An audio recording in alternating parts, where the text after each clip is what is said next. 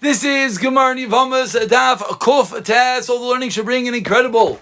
Schos Shidduch V'Yishalchayim Dvar Tam Yisibah Sarach Shalom Levizava Ovim and Telishim and Chayil Lemiyud Izbas Sima Malka Zoschus Bru Shem Yishal Yisman Yifreda Shmom and Tilam Talzim B'Chles Cham Basiva Star Blum Basmin L'Chayim Yishishub and Mako Shafidu Shirchana V'Soy Shar Chali Yisrael. We're holding on the bottom of Kuf Ches Amabeis and we're officially at the 2-week mark. 2 weeks left to this incredible Masechta of Yevamos.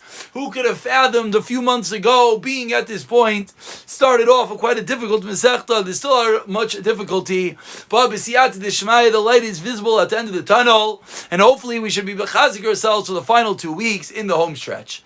And we concise the Mishnah on the bottom of Concise that says the Mishnah, Hamigaris es ha'isha ve'achzira mutares liyavam.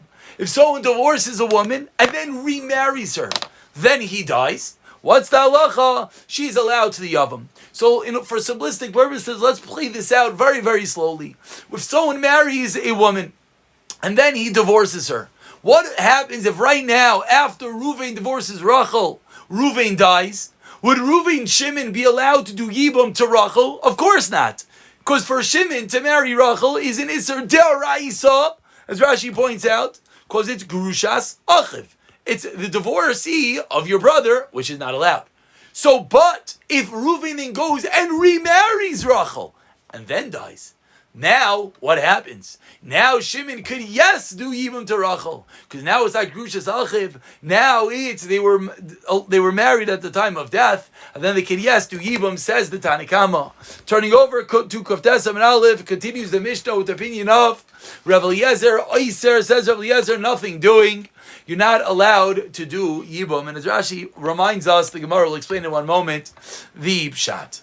And similarly, someone divorces a Yisayma, an orphan girl, and remarries her, mutaris liyavam. But as Rav says no.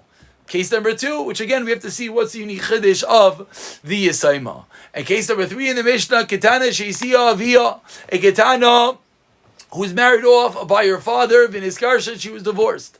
Ki Yisayma b'chayav, when she gets divorced, she has the status of a Yisayma on the life of her father, meaning she's not allowed, meaning her father does not have any more rights over her.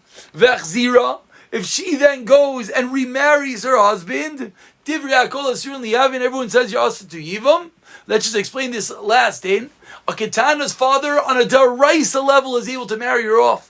If she gets divorced, now on a Dirabanan level, she's in her own Rishos, and on a Dirabanan level, she's able to get remarried. So the second marriage is only a marriage Dirabanan, and that's the reason why there would be no Yibam from that.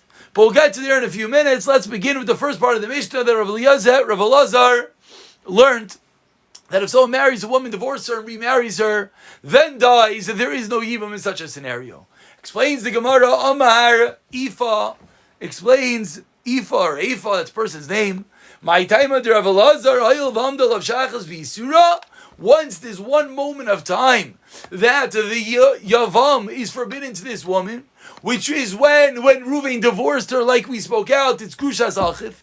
Even if Reuven subsequently remarries her, the Isser does not disappear, and Shimon would not be able to do Yibam to Reuven's wife. Rabbanan said to Eifa, if what you're saying is correct, that the reason of Rav Elazar is that there's a moment of Isser, that Isser never disappears, so then you should have to do nothing, not even Chalitza. So maybe you'll suggest to me, you don't have to do Chalitza. V'atanya, the Brisa says, Rav Elazar, Amr Chalat says you have to do Chalitza. Elo Amar Ifa, Nub Shad, Rav Elazar lo yadana ma'itaima. Rav Elazar did not know what is the reason, and that is the reason why Rav Elazar is a machmir in order to chalitza in as much as he forbids yibum. And Amar Abaye explains Abaye on a time of Rav Elazar misaf kalei, he is misupik. Not that Rav Elazar did not know the reason and therefore was machmir. He's misupik. Rav Elazar is in doubt whether a concept that we've learned recently, what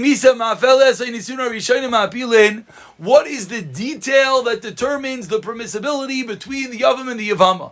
Is it the Misa? Do we look at the time of death whether this Yavam and Yevama are allowed to get married, which in this case would result in a yes allowance to get married, Yavam and Yevama, because at the time of the husband's death they were married. Imisa naveles. But in on the first white line, if it's that we view the original marriage, we look backwards and we say, wait, was it always allowed? Therefore not be allowed. So explains Abai, Rav Elazar was not sure which point in time is that which determines, and that is the reason why Rav Elazar required chalitza, and as much as he forbids yibum. Rava Amar says Rava, another explanation on the second Y line. Really, it's all viewed at the time of Misa, and therefore they should yes be able to do Yibam.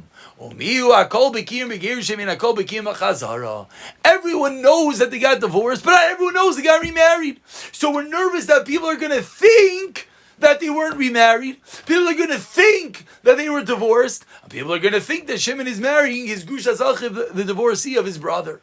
Ask the Gemara, really? Adarabba, Chazara, Kivin the Yasvadute, Islakala. When they get remarried, they're married, so everyone knows about it. They're staying married to each other. And whereas the divorce takes one moment. Explains the Gemara, no, Mila Yaskina, you know what the case we're referring to is the Hajjab Orta V'Shachav Sifra. They got remarried, and then the next morning, he was nifter, several people did not know about the subsequent marriage.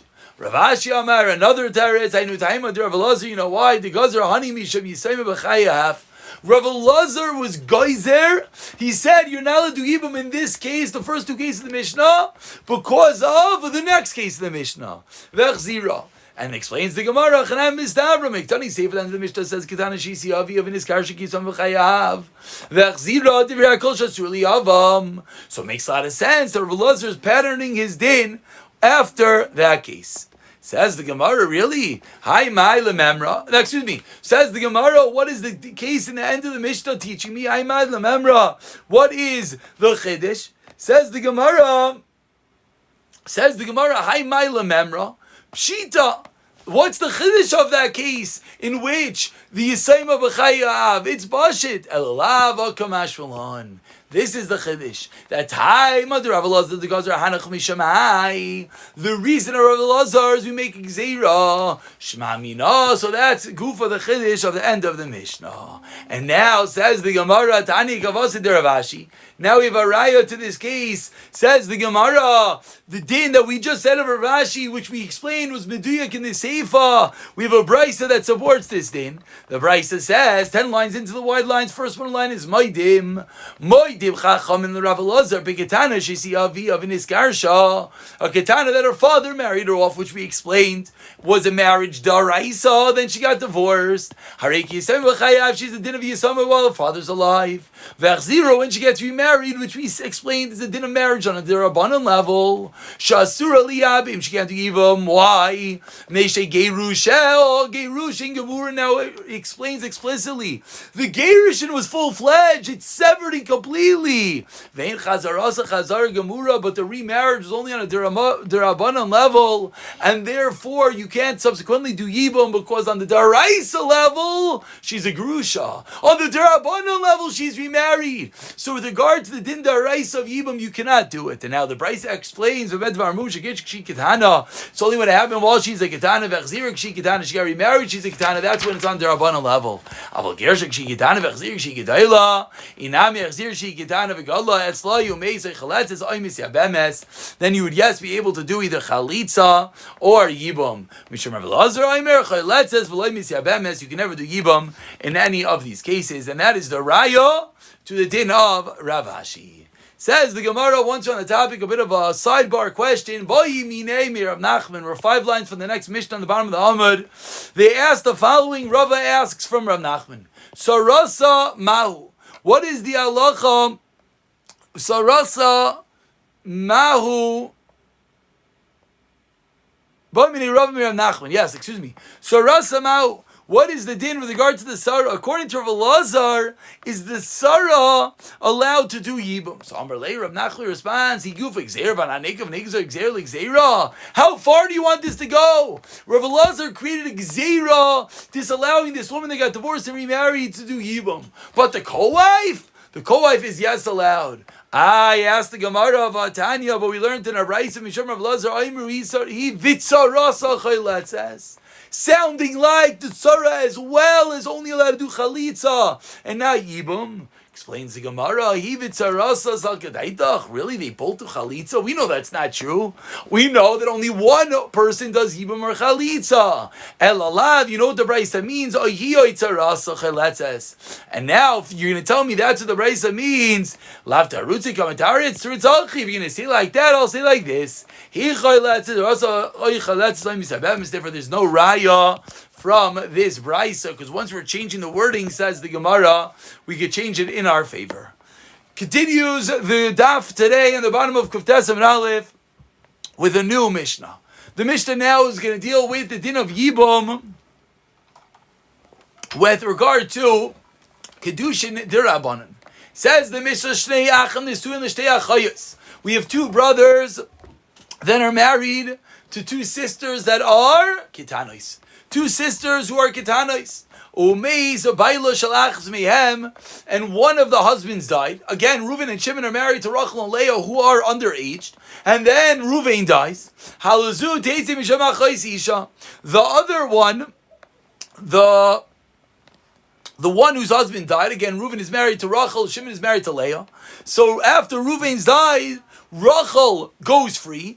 Why? Because she is the Chayse Isha. It brings us back to the beginning of the Masechta. She is the sister's wife, meaning Shimon is married to Leah, so Shimon can't do Yibum to Rachel, because Rachel is Leah's sister.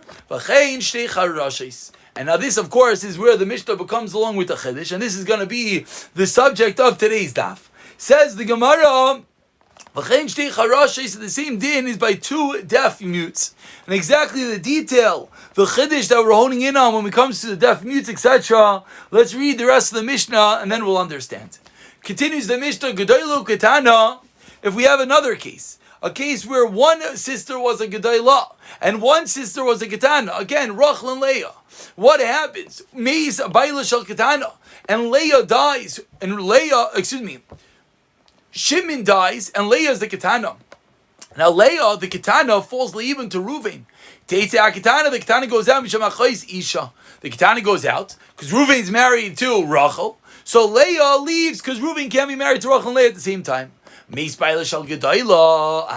what happens if Reuven dies? Reuven was married to Rachel, who's a Gedayla, full-fledged marriage. And now what happens? Rachel falls li'ibun to Shimon, who's only married to Leah on a dirabanan level because she's a Ketana. So what do we do right now? So we have a machlekes. Rav Eliezer Omer Melamdin is a Ketana shetimayin by. Rav Eliezer says we tell Leah, do miyun from Shimon. This is the theme of our entire parak. Once Leah does miyun, she severs the marriage to Shimon from the beginning. And now Shimon could to fulfill the mitzvah daraisa of Yibam to Rachel. Rav Gamliel Omer says no. Im miyana miyana. V'im lav teim tinat shetagdil. Says Rav Gamliel, if she wants to do miyun, she could do miyun. If she doesn't want to do miyun, she has to wait. Or I should say, Rachel has to wait until Leah grows up and becomes a Gedayla. And once Leah becomes a Gedayla, thereby creating the marriage between Leah and Shimon to being a full-fledged marriage. Because now she's a Gedayla. Then Rachel is pater. Why? Because now Rachel is the sister of Shimon's wife. So again, even though Shimon originally was only married on a derabanan level, when his wife grows up, it becomes a deraisa marriage, and then the sister Rachel can't be married, and therefore she'll go out scot-free, but she's going to have to wait until Leah grows up. That's the opinion of Rav Gamliel. And opinion number 3 in the Mishnah, Rav Yeshua Imer. So Rav Eliezer, Rav Gamliel, and Rav Yeshua Imer. Iloy alishta, iloy alisha's achiv. Woe is unto everyone. Everyone gets messed up. Why? Moitis ishtai begedi is to divorce his wife. Evishes achiv chalitza, and he has to chalitza to Rachel. So the last opinion of Yeshua teaches us that Shimon is forced to divorce his wife, who's a ketana Leah, but he's not allowed to do yibum to Rachel. Rather, he does chalitza to Rachel, and of course, we'll see exactly what exactly is going on over here. Says the Gemara. Let's go back to the beginning of the Mishnah. What did Rav Eliezer teach us? Rav Eliezer, not the beginning of the Mishnah, the end of the Mishnah, the three-way machlekes. What was the opinion of Rav Eliezer? Rav Eliezer says we tell Leah to do miyun to Shimon, and then Shimon goes and does what? And does yibam to Rachel. Rachel being the Gedailah, so Shimon can marry Rachel. So after Leah does miyun, Shimon can marry Rachel. Ask the Gemara, Mi Shari, is it true? Is it permitted to tell Leah to tell her to do miyun? You should cleave to 3 items. And you should distance from 3 items. What should you cleave to? Chalitza, ubava shaloim, ubavar sedarim. The Gemara is going to explain each one of these 3. Which is what? Min hamiyah, min habikodainus, min arvanos. So says the Gemara, I don't understand. How are you telling Leah to do miyun? The Brisa says you should distance yourself from miyun. Explains the Gemara, miyun the mitzvah shiny. This is the case of a mitzvah. This miyun is facilitating a yibum daraisa, and that is the reason why we train, we tell Leah to do miyun. But there were 6 entities, 3 items that you should cleave to, 3 items you should distance from. So now says the Gemara, let's delve into these 6 items. Kufa, 4 lines from the bottom. Tani bar kabar lo'ilam yadvik adam mishleisha dvarim chalitza kabashal. What does it mean? You should always cleave to chalitza like Abashal taught us, hearkening us all the way back again to the beginning of the Masechta Tanya. Abashal leimer hakoinen says yevimta l'shem na'i l'shem isha l'shem davar acher. If someone does yibum for the wrong reasons, because he feels that she's a pretty girl, he feels that he just wants to be with her, etc. Ki'ilu b'gea be'erva. It's as if he slept with an erva, and therefore Abashal taught it's always better to do chalitza. V'kara ve'inai le'yos avlan mamzer, and it's almost like the child will be a mamzer. Case number 2 that one should cleave to, b'ava shalom, one should try to make peace, very apropos. Says the Gemara, well, peace is always apropos. Tersev baki shalom v'radfeyu, you should seek peace and you should pursue it. Moving over to Kuf Tesamid B, says the Gemara of Amrav Avua, what's the seeking peace and pursuing it? Asya redifa ksevacha bakishon brafeu ksevasam roitiv stuck of chasidim sachayim stuck of a chavod. We see the wonderful thing of being roidif brings chayim stuck of chesed. So too over here, one should run after shalom. How incredibly important we have to be to ensure that there is no fights. And number 3 continues the Gemara 4 lines down to Kuftesim and Beis. Ba'afaris nedarim. One should cleave to afaris nedarim kiram nas l'tani Rav Nasan Omer anoider kiluban abama. It's as if you built a bama and you brought a carbon, and we all know they call a boy a bama. The mizbech is meir demais. I shouldn't say meir demais. Says Rashi says over here that it's her bamais. Talking about a time that you're not allowed to make a bama, therefore that's why it's a terrible aveira. And finally, what are the 3 things you should distance from? Why should you distance from miyun? Because maybe this girl's going to grow up and she's going to have regret that she's really going to want to have been married to this man. One should distance himself from pikadains, from taking a safekeeping item, from being a guarantor. What's the case referred to? Bebar masa, accepting a deposit from someone in the same town as you. Dabaisi ki baisei dami, who considers the person who's holding the Bekadain like his own house, that he often goes there. And what's the problem if he often goes there? Rashi says he's going to take back his item and then he's later going to claim it. So you're going to get caught up in such a scenario, so such a situation where the person giving you the Bekadain always is in your house. Don't take a Bekadain. Mina Iravain. One should also distance himself from acting as a guarantor. In what type of scenario? Ba'arvei shaltzion, the guarantors of shaltzion, which either Rashi says is the name of a place, or the other word is that shaltzion might, either it's the name of the place, or shaltzion comes from the word of shleif v'daitz, as Rashi here points out, that which means what? That you should detach, and it detaches himself to the guarantor. It's a type of arrangement which the borrower is not going to actually go and ask the lender is not going to go to the borrower and ask back for his money, but rather the lender is first going to go to the guarantor, and that's the type of loan you should distance yourself from, because then it's ultimately going to be your headache. Usually a guarantor is, if he doesn't pay you, come to me. Here it's a terrible guarantor, he's coming to you first. Distance yourself from such a scenario. What does it mean in the pasuk that misfortune after misfortune, when he guarantees for a stranger, those who accept Gerim will have all these terrible things. The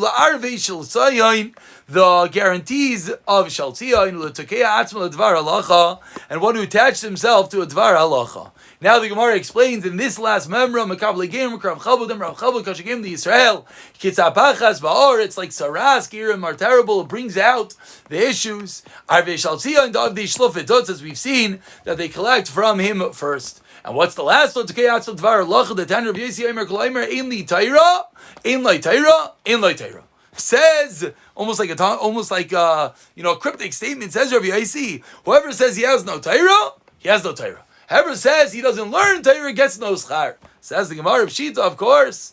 Ella Kolaimer Ein Loi Ella Taira Ein Loi Ella Taira. Says the Gemara Hanami Shita Shkoyach. Ella dafilu Taira Ein Lo. Says no, you don't even get that schar. Why not? Why don't you get the schar for what you did at least? My time on Rav Abba Merkra. That is such an important lesson. If you don't follow the Torah, you don't get schar for learning it either. That's teres number one. Teres number two. Torah and loitzricha to come migmar lachrini. And what's the chiddush? The chiddush is that you taught the Torah to someone else, and that person follows the Torah even though you don't. You would think you teach your friend Torah, he follows the rules and you don't, so maybe you'll get schar because he's at least following it. Kamash Malon, that no, you still do not get schar. And finally, Viva Yesema, a third shot. Another pshat. What does it mean? So who attaches himself, someone who's a master of Torah, what does that refer to? But it refers to a dayan, a judge, that a case comes in front of him, a gemara halacha, and he learned the halacha. Medami milsel milsel. He doesn't really know the halacha in this case, but he compares it to another case. If it is, and so what's the problem? The problem is this: rabbi, he has a rabbi, and he doesn't go ask the rabbi. So even though he could have asked, he doesn't ask. So he brings misfortune onto himself. Why? The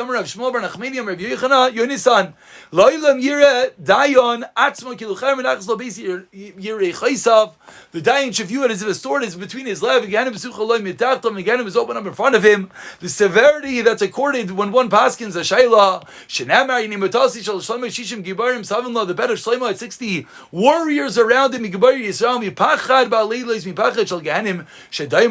So careful one has to be. So if someone on his own without asking when he could ask, that's a terrible calamity, and that's one in which he attached himself to Dvar Torah and ends up a fatal flaw. And now we're going to conclude today's shir by beginning this next Gemara, in which the Gemara quotes the Mishnah, says, Rav Gamliel Omer, Im miyano, if she does miyan, fine, but if not, you have to wait. Again, we're talking about a case where someone, there's two brothers, two sisters, the two sisters, one's a Ketana, one's a Gedayla, and the brother married to the Gedayla is Nifter. What do we do with the other one? Shimon and Leah, we'll call them as we said in the Mishnah. Leah is a Ketana. So the first opinion that we just spoke about was Rav Eliezer, that we teach Leah to do miyan. Says Rav Gamliel, no, you don't teach Leah to do miyan. If she wants to do miyan, great. And if she doesn't, then Rachel has to wait until Leah becomes a Gedayla. When she becomes a Gedayla, she'll be fully married to Shimon, and then Rachel will be pater. Rachel will leave because now Shimon can't marry her because of Achais Isha. It's the sister of his wife. So by Minei Rav Eliezer may Rabbi. Rav Eliezer asked Rav the following fundamental shayla. My time with Rav Gamliel. What's Rav Gamliel's reasoning that he says if she doesn't want to do miyan, he has to wait until she grows up? Is it because he holds that the kedushin of a ketana is hanging? And when she grows up, the kedushin grows up with her, meaning afal gav d'loi baal. Even if they never slept together, but the mere fact she becomes a Gedayla makes the Kedushin into full-fledged. We're trying to figure out the mechanics when it happens that a girl that goes from a Ketana to Gedayla, the marriage goes from a Ketana, from a Derabanan to Daraisa. How does that happen? Is it that it's hanging, and as soon as she becomes a Gedayla, boom, automatically the marriage is full-fledged? I don't know. That the halacha is that if someone marries the achais Yevama, niftera Yevama, v'halchasala. Iba'alin, iloi ba'alai. But it's only if they slept together, then it becomes the marriage goes on the deraisa level. So they asked the Rav, what was the din of Rav Gamliel in the Mishnah? Is it only after this Ketana is with her husband, only after Leah's with Shimon when she grows up, or even not? So explains Rav, Amar Le, Hainu time to Rav Leah, Mishat Ksavram, Kadosh Achos Yevama, Niftera Yevama, V'halchala Yibal in, Eloi Ba'aloi. He answers that it's only in a scenario in which they were together. One, they have a Tashmish, that would consummate the marriage even on the Reisa level. Amar Rav Sheishes, says Rav Sheishes, Amina Kinoi Mishachav Rav. I say that Rav said this halacha when he was falling asleep. Amar La Shemaitza, the Tanya, as we learned in our Reisa. Hame Kadish as a Katana Kedusha Tuluyin. My Tuluyin. What does it mean? It sounds like the other tzav. Lav ki gadla gadla badav avgav loibal. So it says Rav Sheishes Rav. It sounds like you're sleeping when you said this halacha. It says in our brayso it's hanging. Hanging sounds like you don't have to do anything. It's automatic once they grow up. So Amar Le Rav and Brady Rav Nachman. No, a milsa Katana milsa tal yevekaima ibalini loibalo. It doesn't mean it happens on its own. It means the matter of a Katana is hanging, but it's only if they actually were together. Damra hu adif minai v'ana adifna minei. A bit of different gear size. How to read this last line, but we'll pick it up from Rav Mir Tashem in the next shir.